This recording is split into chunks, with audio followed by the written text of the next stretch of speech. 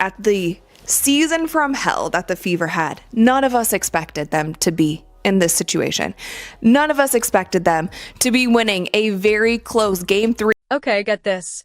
Caitlin Clark just flipped the script on every hater and so-called analyst who had written her off. A Fever insider has now confirmed that she's 100% healed from that groin injury. Guys, with this insane update, the Indiana Fever are actually heading to the WNBA Finals, and Clark herself confirmed she's suiting up. Yeah, you heard that right. She's back, and trust me, this changes everything, putting the entire league on absolute notice. Now here's the big question. If you were Indiana's coach, would you risk playing Caitlin Clark in the finals? When she does come back, do you feel like I would not want to play the Indiana Fever, especially with a healthy Caitlin. I mean, that building, I got a little taste of it last year. And doing the Final Four, shows when she's on the court, when someone can really change the game in a couple moments like she could be quiet for 10 minutes and then pop, pop, pop, it's 4 threes and the game's out of reach. And I think what the Fever are doing without her, that's going to help them in the future too, knowing that they can win a game when she's not on the court or she's not, at her best. So yeah, that Fever team, I would not want to play them with a healthy Caitlin. The Indiana Fever, let's be honest, weren't even supposed to be here this year.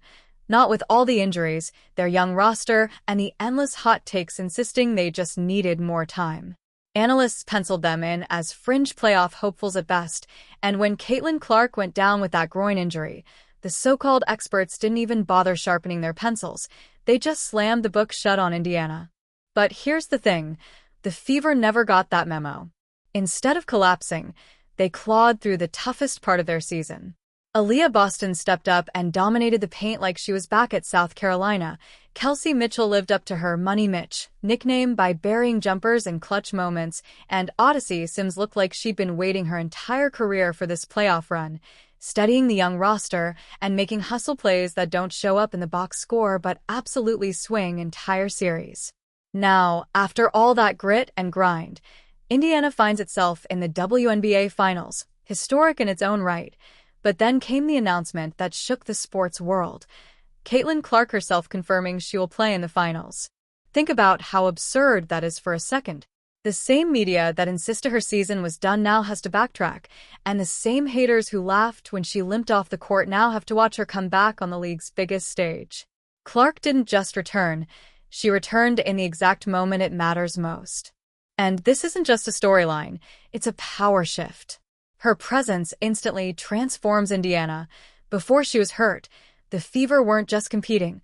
They were drawing record ratings, selling out arenas, and forcing opponents to game plan completely differently. Her shooting stretches defenses to the parking lot, her vision opens lanes for Boston and Mitchell, and her leadership boosts the confidence of everyone in a Fever jersey.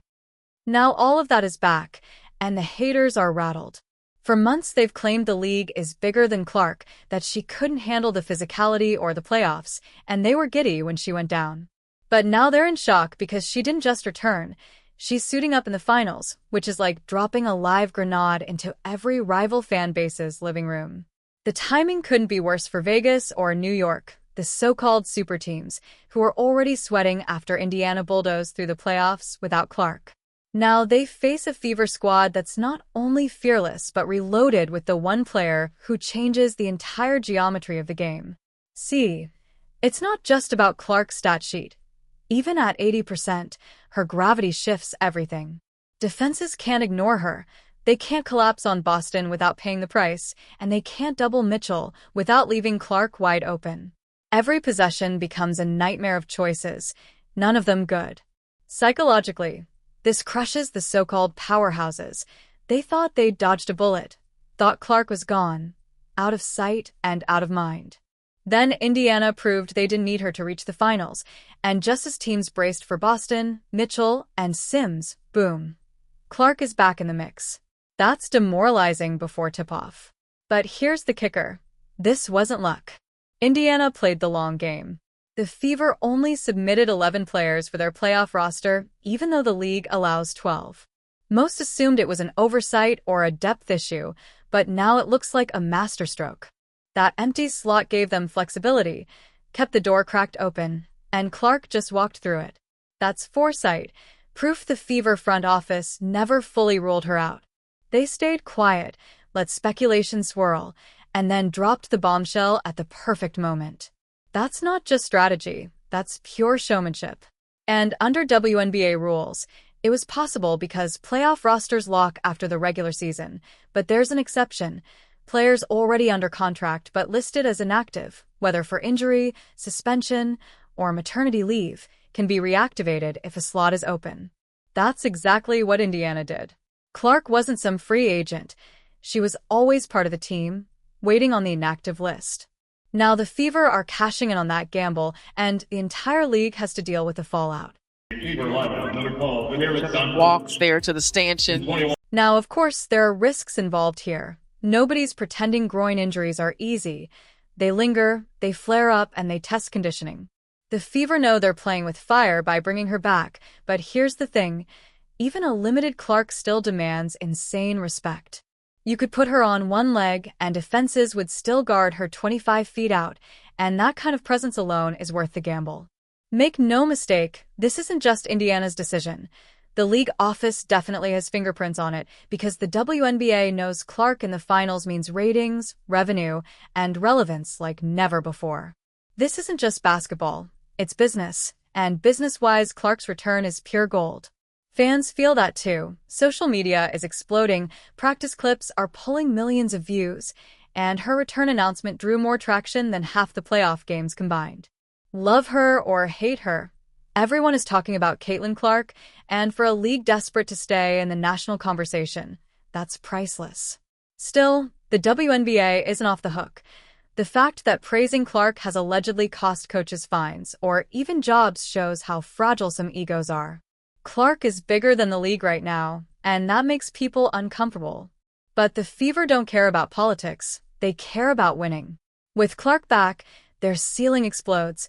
Boston gets space to bully inside, Mitchell gets breathing room on the perimeter, Sims can conserve energy for disruption, and even role players like Cunningham become threats because defenses can't cover everyone.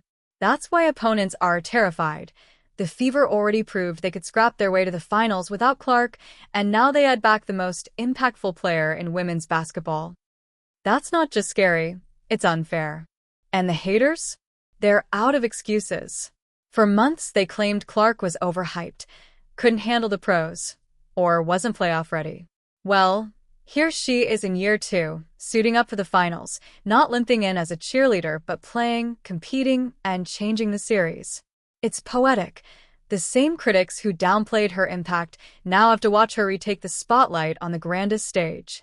Fever fans are pulling receipts, and the shock isn't just that Clark is back, it's how perfectly timed this move is.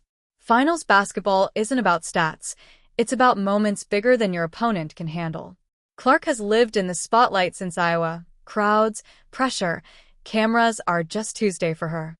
Add that poise to the finals, and you're not just adding a shooter, you're adding gravity. Every defender glances at her. Every coach schemes for her. Every fan reacts to her. That shifts the environment before she even touches the ball. Vegas and New York just went from confident to paranoid overnight. For Indiana's core, it changes everything. Boston won't see constant double teams, Mitchell won't be trapped every possession, Sims won't be overworked.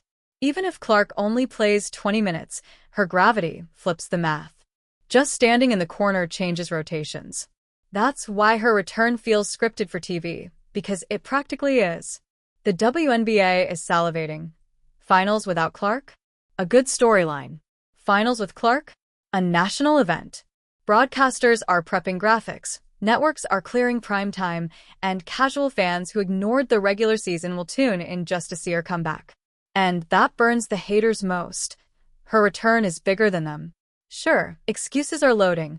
She's overrated, not at full speed, could ruin chemistry. But excuses don't matter when the scoreboard lights up. If she makes even a handful of impact plays, the narrative flips and critics have to explain how the overrated player just helped Indiana battle the best. The flip side? If she looks rusty or re-injures herself, the narrative will be brutal, which is why this move takes guts. Indiana could have played it safe, but they chose belief over caution. That shows how far this franchise has come. They were once a punchline. Now they're fearless. Bringing Clark back isn't desperation, it's confidence.